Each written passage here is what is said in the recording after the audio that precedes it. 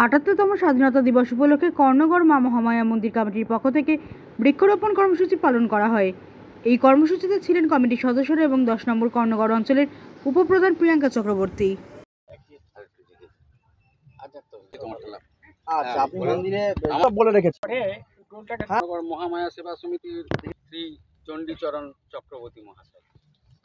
একটু ধরবে, এক মিনিট ধরে দাঁড়াবে।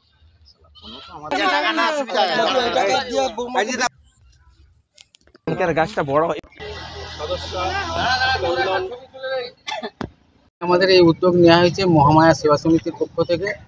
এর অনেক কারণ আছে, তার একটা কারণ বলছি যে আমাদের বর্তমান পশ্চিমবঙ্গ সরকার প্রচারও করছেন যে বৃক্ষরোপণ করা প্রয়োজন পড়েছে আমাদের, এবং আমাদের বৃক্ষরোপণ করা প্রয়োজন। আমাদের মহামায়া সেবা সমিতিটা বিশেষভাবে উদ্যোগ নিয়েছি, তার কারণ আমাদের অক্সিজেনের এতই অভাব হচ্ছে এবং বৃষ্টি হচ্ছে না, চারিদিকে তাপপ্রবাহ বেড়ে যাচ্ছে, যার জন্য আমরা এটাকে উদ্যোগ নিলাম যে আমরা কিছু বৃক্ষরোপণ করে অন্তত সাময়িকভাবে কিছু এর সুরাহা করতে পারি।